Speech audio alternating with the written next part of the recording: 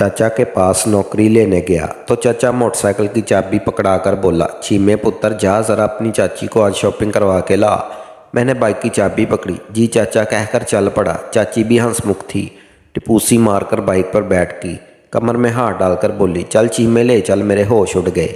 उसी रात चाची ने, उस वक़्त मेरी उम्र 19 साल थी, लेकिन मेरा जिस्म किसी हीरो से कम नहीं था। मैं इतना स्मार्ट था कि कोई लड़की मुझे देख लेती तो उसके लिए नज़रें फेरना मुश्किल हो जाता। मैं 5.5 फुट का लंबा लड़का था। मेरा जिस्म भरा हुआ था और मेरे चेहरे पर हल्की सी दाढ़ी और मूंछें थी। मैं 12वीं पास की थी, मगर इतना पढ़ा लिखा होने के बावजूद मुझे कोई काम नहीं मिल रहा था। इसलिए वालिदैन ने कहा कि शहर जाकर कोई काम तलाश कर लो, मगर मैंने उनसे कहा कि मैं शहर में कौन बैठा था जो मुझे जाते ही नौकरी दे देगा। ये सुनकर अब्बा ने मुझे कागज़ दिया और कहने लगा, शहर में तेरे चचा का घर है, वहाँ चला जा, इससे अपनी नौकरी की बात कर लेना, वो तुम्हारा काम कर देगा। ये सुनकर मैं हक्का बक्का रह गया, क्योंकि आज तक मैंने अपने घर में इस चचा के बारे में कुछ नहीं सुना था। ये चचा अचानक कहाँ से निकल आया। अम्मी से पूछा तो कहने लगी, तुम्हारा बाप गरीब है, जबकि चचा बहुत अमीर है, इसलिए हम उससे कभी नहीं मिले, मगर वो तुम्हारा सगा है, वो तेरी मदद ज़रूर करेगा। जाने लगे अम्मी ने ख़ास ताकीद की, बेटा ज़रा ध्यान से, वो बड़ा आदमी है। जी माँ जी कहकर मैंने सर झुका लिया। अगले दिन मैं शहर आ गया। चचा के एड्रेस पर पहुंचा तो मेरे होश उड़ गए, क्योंकि उनका घर इतना बड़ा और आलीशान था कि मेरी आंखें खुली की खुली ही रह गई। मेरा चचा वाकई ही इतना अमीर था और बाप इतना गरीब। इस बात ने मुझे हैरान परेशान कर दिया। चचा का मुलाजिम मुझे अंदर ले गया और चचा से मिलवाया। जब मैंने चचा को बताया कि मैं इसका भतीजा हूँ, गांव से आया हूँ, तो वो बहुत खुश हुआ। मुझे गले से लगाकर कहने लगा, यार तेरा बाप मुझसे नाराज़ है। जब मैं शहर आया था और अपना कारोबार शुरू किया तो उसे भी ऑफ़र की कि वो मेरे पास आ जाए और मेरे साथ काम शुरू करे, मगर उसने इनकार कर दिया। आज वो मेरे साथ काम करता तो मेरी तरह लाखपति होता। चचा की बात सुनकर मुझे अपने अब्बा पर अफसोस होने लगा। मेरी बाप ने चचा की इतनी अच्छी ऑफ़र ठुकरा दी। आज अब्बा चचा के साथ काम कर लेता तो मुझे दर बदर नौकरी तलाश ना करना पड़ती।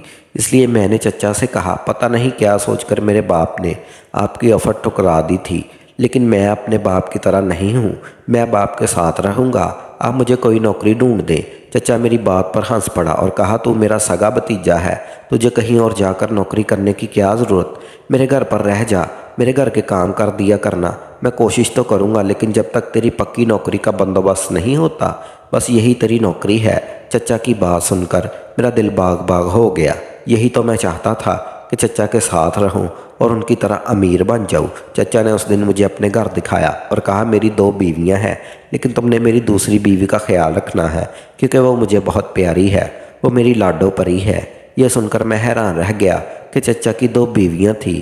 खैर मैंने चचा के घर रहने लगा। वहीं मुझे पता चला कि चचा ने मेरे आने से 2 दिन पहले दूसरी शादी की थी, इसलिए ख़ानदान भर में उनकी दूसरी शादी की बातें हो रही थी। कोई कहता था कि चचा ने दूसरी शादी करके अच्छा किया, क्योंकि उनकी पहली बीवी इतनी जवान और खूबसूरत नहीं थी, मगर कोई कहता कि चचा अमीर हो गया था, इसलिए कम उम्र लड़की से शादी कर ली और पहली बीवी बेचारी के साथ बहुत बड़ा जुल्म किया। मगर जब मैं चचा के घर आया और उनकी पहली बीवी को देखा, वो बहुत खुश थी, क्योंकि चचा अमीर था, पैसे की कमी नहीं थी, घर में ज़रूरत की हर चीज़ मौजूद थी। इसमें किसी औरत को क्या तकलीफ़ होनी थी। तभी उसने चचा की दूसरी बीवी को आसानी से कबूल कर लिया था। भला मालदार शख्स को कौन सी औरत छोड़कर जाती। लेकिन दूसरे दिन जब मैं चचा की दूसरी बीवी को देखा तो हैरान और परेशान रह गया। वो मेरी हम उम्र थी और उस कदर खूबसूरत लग रही थी कि एक बार कोई उसे देखता तो उसका दीवाना हो जाता। लेकिन मेरी तो वह चच्ची थी, इसलिए पहली बार जब नज़र भर कर देखा तो मैंने शर्म से नज़रें झुका ली। चचा ने मुझे कहा कि मैं अपनी नई चच्ची का ख्याल रखूं, इसलिए चच्ची के आगे पीछे फिरने लगा, क्योंकि मैं समझ चुका था कि चच्ची राज़ी हो गई तो मेरी नौकरी पक्की।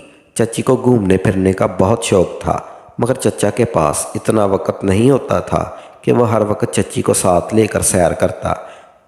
इसके लिए चचा ने चच्ची को एक नई गाड़ी खरीद कर दी और उसकी चाबी मेरे हवाले कर दी और मुझसे कहा, मेरी बीवी रात के 12 बजे भी कहीं जाने का कहे तो इनकार मत करना, उसे फ़ौरन लेकर जाना। चच्ची के पाँव ज़मीन पर नहीं टिक रहे थे। चच्ची ये सुनकर बड़ी खुश हुई मगर उदास सा चेहरा बनाकर कहने लगी, मुझे हर जगह आपके साथ जाना है। चच्ची की इस अदा पर चचा खुश हो गया और कहने लगा, काश मैं तुम्हारे साथ हर जगह जा सकता, मगर मुझे बहुत सारे काम करने पड़ते हैं, मेरे पास इतना वक्त नहीं होता, इसलिए तुम सलीम के साथ चली जाया करो। चचा ने मेरा नाम लिया तो चच्ची के साथ नखरे करने लगी, जबकि मैं तो चच्ची की नई गाड़ी को घूर रहा था। ये गाड़ी इतनी खूबसूरत थी कि मेरी नज़रें ही नहीं हट रही थी। मैं दीवाना वार उसे देख रहा था। तभी चच्ची ने मुझे कंधे से हिलाया और कहा, तुम्हें गाड़ी चलानी आती है? मैं चौंक कर चच्ची की तरफ देखा। चचा अपने काम पर जा चुका था। चच्ची और मैं इस वक्त अकेले थे। चच्ची के सवाल पर मैंने कहा, जी चच्ची, मुझे गाड़ी चलानी आती है। मेरे जवाब पर चच्ची कहने लगी, तुम फिर मुझे मेरी अम्मी के घर ले चलो, मैं सबसे पहले इन्हें गाड़ी दिखाना चाहती हूँ। चच्ची की फरमाइश पर मैं उनके घर जा पहुंचा। उनकी अम्मी नई गाड़ी देखकर खुश हुई और चचा को दुआएं देने लगी कि उन्होंने इसकी बेटी को बिल्कुल रानी बनाकर रखा हुआ है। हम कुछ देर वहां रुके, फिर चच्ची ने मुझे नया हुक्म दिया और कहा कि मुझे शॉपिंग करनी है, किसी अच्छी सी शॉपिंग मार्केट में ले चलो। मैं शहर के रास्तों से वाकिफ़ हो चुका था, इसलिए चच्ची को एक दुकान पर ले गया, जहाँ चच्ची ने जी भर कर शॉपिंग की और घर आ गई। चच्ची के पास जो भी रुपया पैसा था वो सब चचा का दिया हुआ था और चच्ची थोड़ी कंजूस तबीयत की थी। एक बार मुझे मार्केट ले गई तो मुझे एक बोतल के लिए भी नहीं पूछा, जबकि खुद उसने मार्केट की हर महंगी चीज़ खरीद ली। मुझे इस बात का कई दिन तक अफसोस होता रहा, क्योंकि ये सारी दौलत मेरे चचा की थी। अगर वो मुझ में इसमें से कोई चीज़ खरीद देती तो उसका क्या हो जाता। मगर मैं चचा के घर काम करने आया था। चचा तो मुझसे प्यार करता था, मगर चच्ची मुझसे सीधे मुँह बात नहीं करती। वो मुझे नौकर समझती थी, मगर मैंने यहाँ आकर सोच लिया था कि चचा की तरह अमीर बनना है, इसलिए जो भी मुश्किल पेश आई उसे सह लूँगा। चच्ची की पहली बीवी मेरे साथ अच्छा सलूक करती थी। वो जब भी मुझसे कोई काम कराती मेरे हाथ पर 1000-2000 रख देती, मगर मैं जानता था चचा की सारी दौलत दूसरी चच्ची के पास थी, क्योंकि चचा की पहली बीवी के हाथ से मेरा चचा निकल चुका था, क्योंकि चचा दूसरी बीवी की मुट्ठी था। चचा ये बात अच्छी तरह जानती थी, इसलिए वो उसकी माँ चचा की दौलत पर खूब ऐश कर रहे थे। ये पता चलते ही मैं चच्ची के आगे पीछे फिरने लगा ताकि वो मुझे इतबार करने लगे। वैसे भी मैं सारा दिन उसके साथ होता था। धीरे धीरे चच्ची की नज़रों में आने लगा। वो जहाँ जहाँ से शॉपिंग करती थी उसका सारा हिसाब मेरे पास होता। वो सारा हिसाब मुझे रात को चाचा को देना होता था, मगर मैं इस मामले में चचा की बजाय चच्ची का साथ देता था, क्योंकि मैंने पहले दिन से ही देख लिया था कि चचा को चाची के साथ बड़ा प्यार था। मैं जानता था कि जब तक चच्ची मुझसे खुश थी मैं चचा के घर में नौकरी करता रहूँगा। वैसे तो चच्ची मुझसे एक पाई का हिसाब लेती थी, लेकिन ना जाने क्यों उस रात चच्ची मुझ पर बड़ी मेहरबान थी। सारा दिन अपनी अम्मी के घर रही। मैं लेने गया तो मुझसे कहने लगी, सलीम, जब से तुम शहर आए हो बदल बदल कर यही कपड़े पहन रहे हो।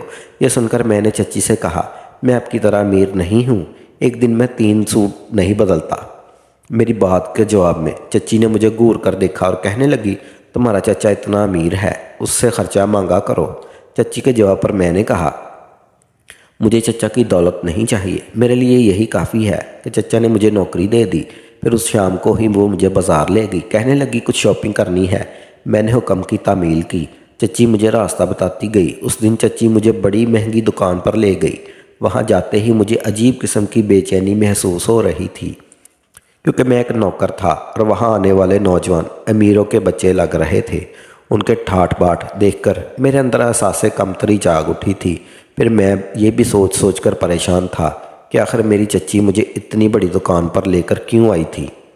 शायद चच्ची ने अपने लिए कपड़े खरीदने थे, मगर उसका वक़्त में हक्का बक्का रह गया जब चच्ची ने दुकानदार से कहा, इस लड़के के नाप के अच्छे और बेहतरीन कपड़े निकाल कर दिखाओ। चच्ची ने मेरी तरफ इशारा किया और मैं हैरान परेशान रह गया, मगर मुंह से कुछ नहीं कहा। उस दुकानदार ने पहले तो मुझे सर से पांव तक देखा। मैंने सुरमई रंग की शलवार कमीज़ पहन रखी थी, जिस पर जगह जगह मिट्टी के दाग लगे हुए थे। जाहिर है मैं चचा का नौकर था। वो जो भी काम मेरे ज़िम्मे लगा देता मैं कोई इतराज़ किए बिना फ़ौरन कर देता। चच्ची के दोनों बीवियों के काम मेरे ही सर पर थे, इसलिए मेरे कपड़े मिट्टी से भर जाते थे। दुकानदार मेरे हुलिये को हैरानी से देख रहा था, जबकि चाची अपने लिए कपड़े पसंद करने लगी। एक बहुत बड़ी बुटीक थी। चच्ची आज मुझे एक बुटीक पर लेकर आई थी, जहां हर किस्म के कपड़े मौजूद थे।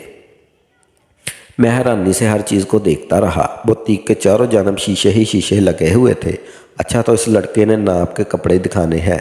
इस दुकानदार ने जब मुझे सर से पैर तक अच्छी तरह से देखा तो फिर चच्ची से पूछने लगा, मैडम आप इस लड़के की बात कर रही हैं ना? दुकानदार को भी शायद मेरी तरह यकीन नहीं आ रहा था, इसलिए चच्ची बार बार पूछने पर गुस्से में आ गई और दुकानदार से कहने लगी, हाँ हाँ इसी लड़की के लिए अच्छे से कपड़े निकालो। समझ नहीं आ रहा था कि दुकानदार चच्ची का गुस्सा देखकर चुप हो गया और मेरे नाप के 5-6 सूट निकालकर मुझे पकड़ा दिए। चच्ची अपने लिए कपड़े पसंद कर चुकी थी, इसलिए वो गाड़ी में आ बैठी। मैंने दुकानदार को पैसे दिए। उन कपड़ों का बिल 40,000 बना, जो कि दिया मैंने दुकानदार को दे दिया। मैं गाड़ी में आकर बैठा तो मुझे अफसोस होने लगा। चाची ने मेरे कपड़ों पर इतने सारे पैसे खर्च कर दिए थे। यही बात मैंने चच्ची से कही तो वो कहने लगी, तुम आजकल मेरे साथ आते जाते हो, इसलिए अच्छे कपड़े पहना करो, वरना लोग क्या कहेंगे कि मैडम खुद तो इतने अच्छे कपड़े पहनती है और नौकर मैले और पुराने कपड़े पहनता है। चच्ची की बात सुनकर मैंने उससे शुक्रिया किया और चच्ची कहने लगी, बस तुम्हें ख्याल रखना। चच्ची की बात पर मैंने उसकी तरफ देखा। क्या बात? चच्ची कहने लगी, आज की शॉपिंग का बिल 40,000 बना है, लेकिन तुम अपने चाचू को 80,000 बताना। चच्ची की बात में अच्छी तरह समझ गया था, इसलिए चुप हो गया। मेरी खामोशी देखी तो चच्ची कहने लगी, मैं तुम्हारे चचा से ये बात छिपा नहीं रही, बल्कि मेरी मजबूरी है। दरअसल मेरी अम्मी बहुत बीमार रहती है। ये सुनकर मुझे लगा जैसे चच्ची मुझसे डर रही हों, इसलिए मैंने चच्ची से कहा, आप बिल्कुल फिक्र ना करें, मैं ये बात चचा को बिल्कुल नहीं बताऊँगा। और इस दिन चच्ची मुझसे बहुत खुश थी, क्योंकि अब वो मेरा बहुत ख्याल रखने लगी थी। चचा भी मेरा बहुत ख्याल रखता था, मगर चच्ची की बात ही कुछ और थी। यूँ मैं धीरे धीरे चच्ची का अतमाद जीतने में कामयाब होता जा रहा था। चच्ची भी उस दिन के बाद मुझे ख़ास अहमियत देने लगी। चचा से कहकर मुझे क्वार्टर से निकाला और अपने कमरे के साथ वाला कमरा दे दिया। चचा ने कुछ नहीं कहा, क्योंकि मैं उनका सगा था, उन्हें तो खुशी ही होनी थी। मैं भी ये देखकर हवा में उड़ने लगा। मैंने तय कर लिया था कि मैं चच्ची को बहुत खुश रखूँगा। जितना वो मेरे लिए कर रही थी, मैं उसके लिए डबल करूँगा। चचा तो चच्ची का पहले से दीवाना था। चच्ची बहुत खूबसूरत थी, इसलिए देखने वाला चच्ची का बेदाग हुस्न देखकर पागल हो जाता। चच्ची ने चचा से शादी शायद इसलिए की थी कि वो बहुत प्यारी थी। शायद चचा का दिल चच्ची पर आ गया था। एक दिन चच्ची अपने माँ के घर जाने लगी तो मुझे अपने कमरे में बुलाया। मैं चच्ची के कमरे में गया। शायद उन्हें मुझसे कोई काम था, मगर मैं वहाँ उसके कमरे में गया तो उसने मुझसे कहा, सलीम मुझे ये हार गले में पहना दो, मुझसे बार बार गिर जाता है। ये सुनकर मैं घबरा गया, क्योंकि मैं इसकी खूबसूरत से बेहद मुतासर था, मगर उसे देखकर हमेशा अपनी नज़रें झुका लेता था। हालांकि वो इतनी खूबसूरत थी, मगर उसे बार बार देखने को दिल करता था। मेरी घबराहट देखी तो चच्ची हंसने लगी और मुझसे कहा, तुम ऐसे डर रहे हो जैसे मैं कोई भूत हूँ। चच्ची की बात पर मैंने डरते डरते उसे हार पहना दिया। चच्ची कहने लगी, आज मेरी दोस्त की शादी है, मगर मेरे पास ये मामूली और छोटा सा हार है, तुम अपने चाचा से मेरी सिफारिश कर दो। ये सुनकर मैंने चच्ची की तरफ नासमझी से देखा तो चच्ची कहने लगी, मैं इस बड़े हार लेना चाहती हूँ, मगर तुम्हारे चचा से कहने की हिम्मत नहीं हो रही। तुम अपने चचा से कह दो। ये सुनकर मैंने चच्ची से कहा, वो मेरी बात मान लेंगे? ये सुनकर चच्ची कहने लगी, कैसे नहीं मानेंगे, तुम्हारा खून का रिश्ता है, तुम्हारा चचा तुम्हारा बहुत प्यार करता है, तुम्हारी बात वो कभी नहीं टालेगा। ये सुनकर मैंने चच्ची से कहा, ठीक है, मैं चचा से ज़रूर बात करूँगा। चच्ची मेरी बात सुनकर खुश हो गई। उस दिन मैं चच्ची को इसकी दोस्त के घर छोड़ आया। घर आया तो चचा आ चुका था, इसलिए मैंने चच्ची की फरमाइश चचा को बता दी। चचा चुप हो गया। मुझे लगा कि शायद चचा को मेरी बात अच्छी नहीं लगी। मैं अपने कमरे में आकर लेट गया। उसी रात मैं देर से घर ले आया था, इसलिए घर आते ही मुझे नींद आ गई। अगली सुबह जागा तो कोई काम नहीं था। मैंने आराम से नाश्ता किया, तभी एक नौकर आया और कहने लगा, तुम्हें मालक बुला रहे हैं। मैं चचा के पास गया तो चचा कहने लगा, चल चीमे पुत्र, अपनी ड्यूटी पर लग जा। ये कहकर चचा ने मुझे अपनी बाइक की चाबी पकड़ा दी। वैसे तो मेरा नाम सलीम था और चचा मुझे हमेशा छिम्मा पुत्र ही कहकर बुलाता था, मगर चचा की बात सुनकर मैंने चचा से पूछा, कैसी ड्यूटी चचा? चचा कहने लगे, छिम्मा पुत्र, ज़रा अपनी चाची को शॉपिंग करवा ला। चची की बात पर मैंने कहा, लेकिन चचा आज गाड़ी कहाँ है? चचा कहने लगा, आज तुम्हारी चाची की गाड़ी ख़राब है, इसलिए अपनी चाची को बाइक पर ले जाओ। चाचा और मैं यही बातें कर रहे थे कि चाची आ गई और बोली, चल छीमे। मैंने कहा, जी चाची। मैंने बाइक की चाबी पकड़ी, चाची को पीछे बिठाया और चल पड़ा। मैंने रास्ते में चाची से पूछा, चाची कहाँ जाना है? चाची कहने लगी, रात वाली बात भूल गए। मैंने कहा, कौन सी बात? चाची कहने लगी, बताया तो था तुम्हें कि मेरे दोस्त की शादी है, मगर मेरे पास मामूली और छोटा सा हार है। तुम अपने चाचा से मेरी सिफारिश कर दो, मैं इससे बड़ा हार लेना चाहती हूँ, मगर तुम्हारे चाचा से कहने की हिम्मत ही नहीं हो रही। तुमने अपने चाचा से कह दिया। ये सुनकर मैंने कहा, अच्छा तो चचा ने मेरी बात मान ली? हाँ बिल्कुल, चच्ची खुशी खुशी बताने लगी। तभी मैंने चच्ची से पूछा, तो फिर कहाँ जाना है? चाची शॉपिंग करने की शौकीन थी, इसलिए चच्ची कहने लगी, चल आज मुझे सुनहरे के पास ले चल, मुझे अपने लिए हार लेना है। मैं चच्ची को सुनहरे की दुकान पर ले आया। चच्ची ने दुकान पर आते ही महंगे महंगे हार देखने शुरू कर दिए। मैं जानता था कि चचा ये हार ज़रूर खरीद देगा, इसलिए मैं दुकान में मुतमिन बैठा था। सुनार चाची को महंगे महंगे सेट दिखा रहा था। वो चाची को देखकर समझ गया था कि ये लड़की बहुत अमीर है, तभी तो वह चाची को इतनी इज्जत दे रहा था। चाची सुनहरे की दुकान पर बैठी सेट पसंद कर रही थी। तभी चाची ने 18 लाख के सेट खरीदे और मुझसे कहा कि मैं दुकानदार को पैसे दे दूं। मुझे यहाँ आते हुए चचा ने पैसे दे दिए थे, मगर जब मैंने चचा के दिए हुए पैसे गिने तो वो पैसे बहुत कम थे। चाची दुकानदार से कहने लगी, आप मेरे सेट पैक कर दें, मैं अभी अपने शौहर से और पैसे मंगवा लेती हूँ। ये सुनकर दुकानदार खुश हो गया। उसने अपने नौकर से कहा, छोटे भागकर मैडम के लिए बोतल लेकर आ। सुनार चाची की खिदमत करने लगा, क्योंकि उसे इतनी बड़ी रकम देने वाली थी।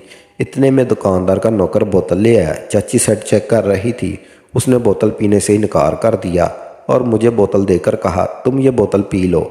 मैंने शर्मिंदा सा होकर बोतल पकड़ी और बोतल पीने में मसरूफ़ हो गया। चाची दुकानदार को कहने लगी, ये लड़का इधर बैठा है, मैं ज़रा बाहर गाड़ी में अपनी अम्मी को ये सेट चेक करवा कर आती हूँ। ये कहकर चाची बाहर चली गई, जबकि मैं मज़े से बोतल पी रहा था। इतनी देर तक दुकानदार दूसरी औरतों के साथ मसरूफ़ हो गया। चाची को बाहर गए काफ़ी वक्त हो गया था। मुझे फ़िक्र होने लगी।